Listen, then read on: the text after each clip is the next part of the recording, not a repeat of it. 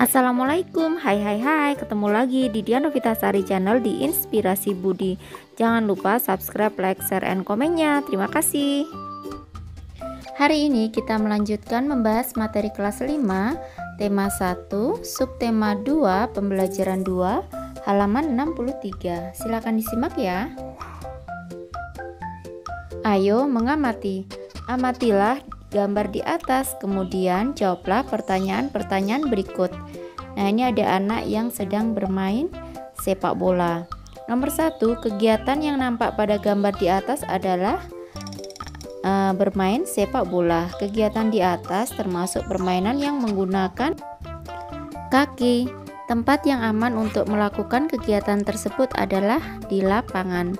Nomor 4, apa saja yang harus dilakukan sebelum melakukan kegiatan tersebut? Yaitu melakukan pemanasan. Selesai membantu mengemas selada, Benny membantu Pak Anto memanen kol. Hasil panen kali ini sangat bagus, bentuknya bulat dan besar. Alhamdulillah Benny, hasil panen kali ini sangat bagus, sahut Pak Anto. Benar sekali Pak, bentuknya sudah seperti bola saja. Saya seperti ingin menendangnya saja, hehe, canda Benny. Ah, bisa saja kamu ini Ben, sahut Pak Anto. Kamu senang bermain bola ya? Tanya Pak Anto. Ya, tentu senang Pak, saya juga menendang, menggiring dan menerima umpan loh Pak, sahut Benny. Lanjut halaman 64. Permainan bola memerlukan banyak gerakan seperti berjalan, berlari, menendang, dan melempar. Hampir semua bagian tubuh aktif. Tentunya hal ini mengharuskan semua organ gerak dalam tubuh, baik itu otot ataupun tulang, bekerja dengan baik. Coba kamu amati aktivitasmu sehari-hari. Saat kita berjalan, mengapa kaki kita bisa bergerak? Mengapa juga tangan kita bisa berayun, memegang, dan menggenggam? Ya, kaki dan tangan kita bisa bergerak karena pada kaki dan tangan kita terdapat tulang dan otot. Tulang dan otot inilah yang bisa menggerakkan tangan dan kaki kita. Tangan dan otot merupakan alat gerak. Organ gerak pada hewan dan manusia memiliki kesamaan. Alat-alat gerak yang digunakan pada manusia dan hewan ada dua macam, yaitu alat gerak pasif berupa tulang dan alat gerak aktif berupa otot. Kedua alat gerak ini akan bekerja sama dalam melakukan pergerakan sehingga membentuk suatu sistem yang disebut sistem gerak. Ayo mengamati. Nah, ini ada kerangka manusia, ada tengkorak, rahang bawah, tulang selangka, tulang belikat, tulang leher, tulang dada, tulang pengumpil, tulang hasta, tulang telapak, tulang jari tangan, tulang kering, tulang betis, tulang pergelangan kaki, ada tulang belakang, tulang panggul, tulang paha, dan tulang tempurung lutut. Lanjut halaman 65. Ayo berlatih. Tubuh manusia, khususnya tangan dan kaki, terdiri atas beberapa tulang.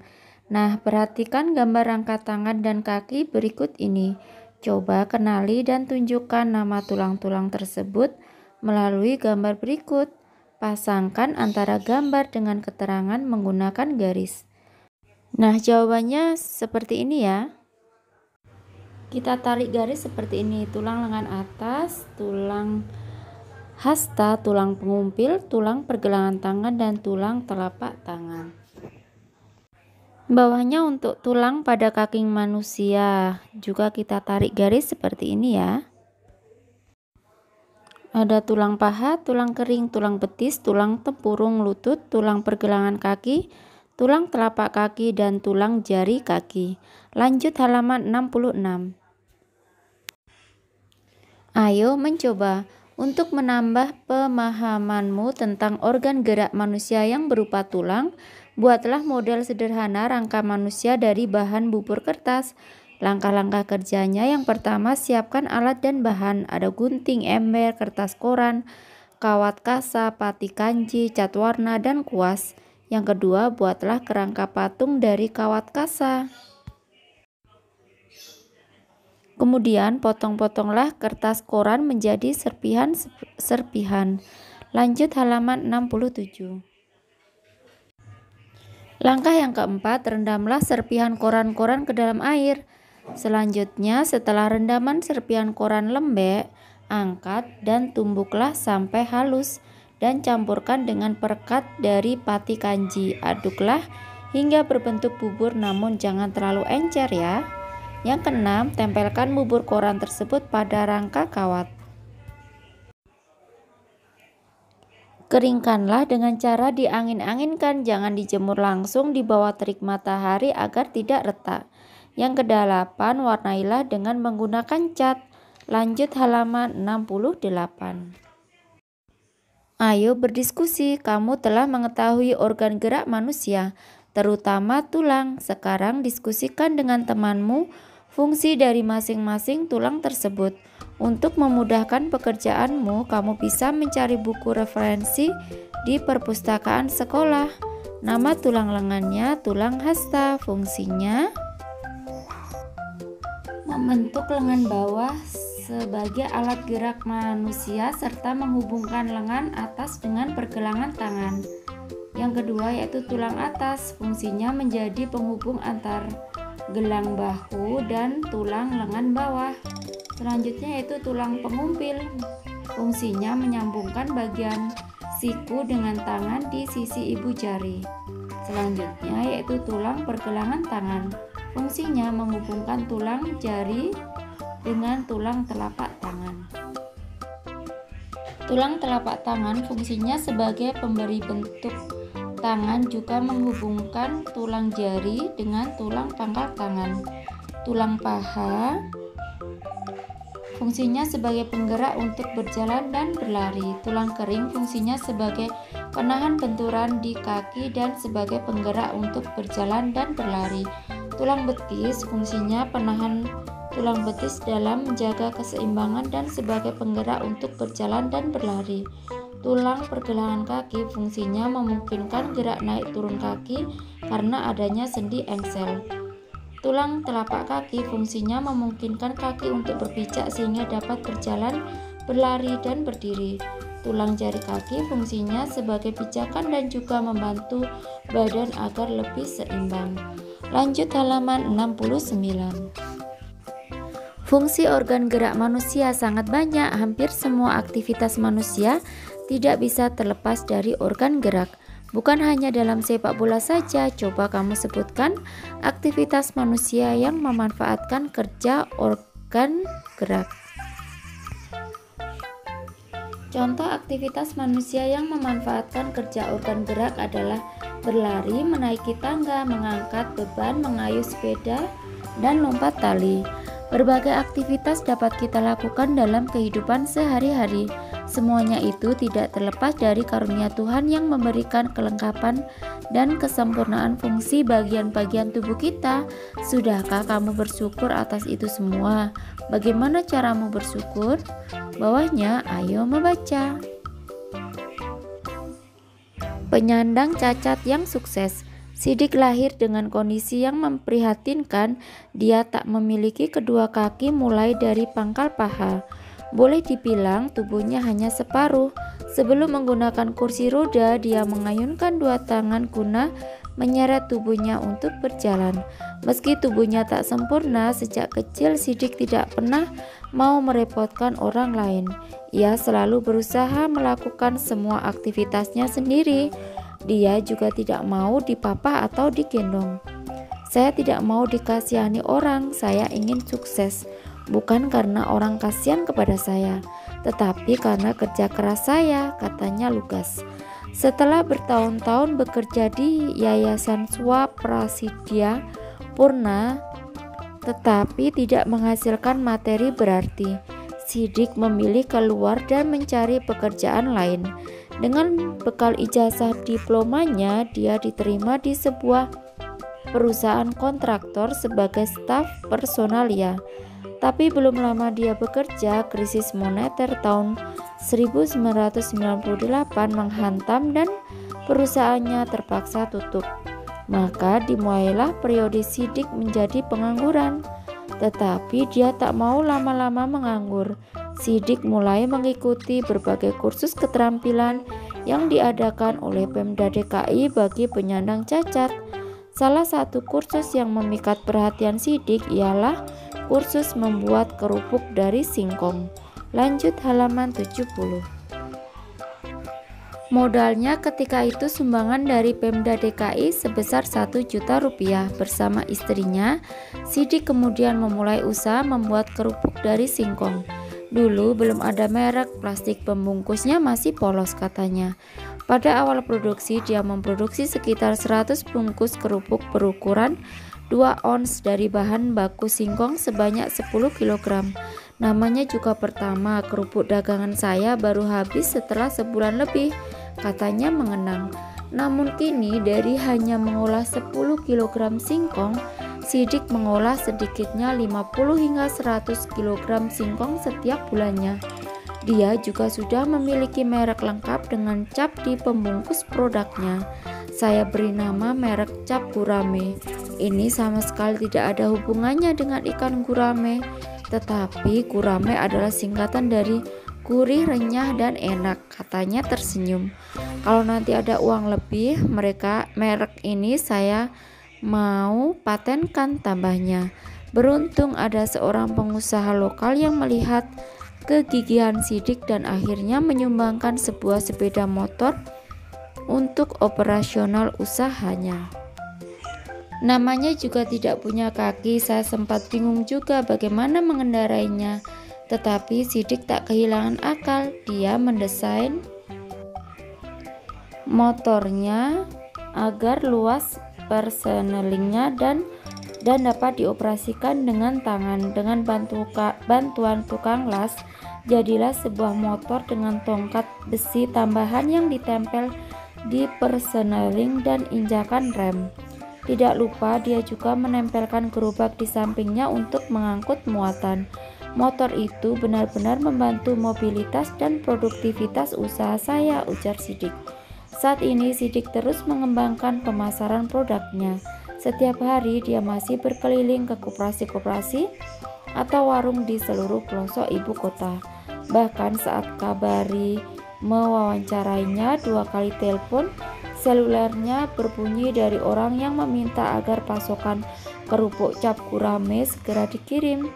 Kini dari hasil usahanya, Sidik mengantongi keuntungan berkisar 1-2 juta rupiah per bulan.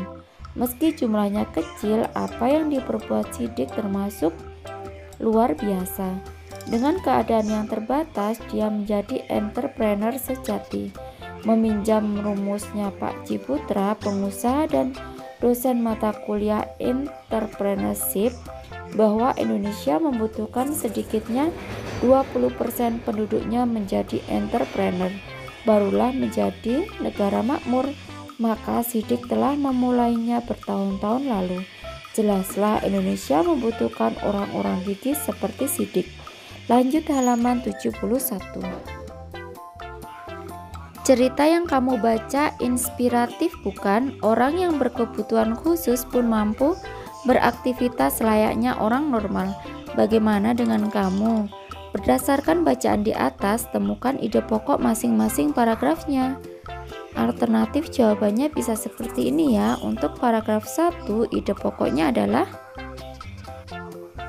Sidik lahir dengan kondisi yang memprihatinkan. Ia tak memiliki kedua kaki mulai dari pangkal paha. Paragraf yang kedua, ide pokoknya meski tubuhnya tak sempurna, sejak kecil Sidik tidak mau merepotkan orang lain. Paragraf ketiga, setelah bertahun-tahun bekerja di Yayasan Swa Prasidya Purna tapi tak menghasilkan materi berarti Sidik memilih keluar dan mencari pekerjaan lain. Paragraf yang keempat, modalnya ketika itu sumbangan dari Pemda DKI sebesar 1 juta rupiah. Paragraf yang kelima, ia juga sudah punya merek lengkap dengan cap di pembungkus produknya. Paragraf yang keenam, beruntung ada seorang pengusaha lokal yang melihat kegigihan Sidik dan akhirnya menyumbangkan sebuah sepeda motor untuk operasional usaha. Paragraf yang ketujuh, saat ini Sidik terus mengembangkan pemasaran produknya. Kini dari hasil usahanya Sidik mengantongi keuntungan berkisar 1-2 juta rupiah per bulan. Lanjut halaman 72. Kamu telah membaca bacaan di atas, tentunya kamu pun telah mengetahui dan memahami isinya. Banyaknya informasi yang kamu dapatkan dari bacaan tergantung pada panjang dan bobot bacaan.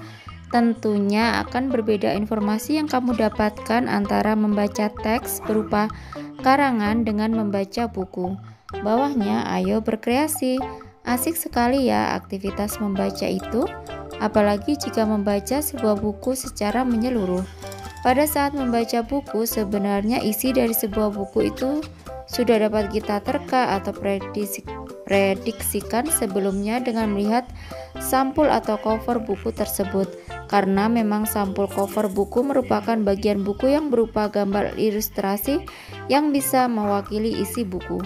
Cover atau sampul buku merupakan cerminan dari keseluruhan isi buku. Cover atau sampul merupakan bagian terluar dari buku yang terdiri atas dua sisi, yakni depan dan belakang. Kedua sisi ini saling mendukung dan melengkapi serta menguatkan isi dari buku. Cover yang baik adalah yang bisa mempengaruhi dan menarik minat orang untuk membaca isi buku secara keseluruhan. Untuk itu, maka sebuah cover harus memenuhi unsur-unsur berikut. Yang pertama, terdapat judul dengan pemilihan jenis huruf yang menarik dan mencolok. Yang kedua, terdapat kalimat penjelas judul yang singkat dan mudah dipahami.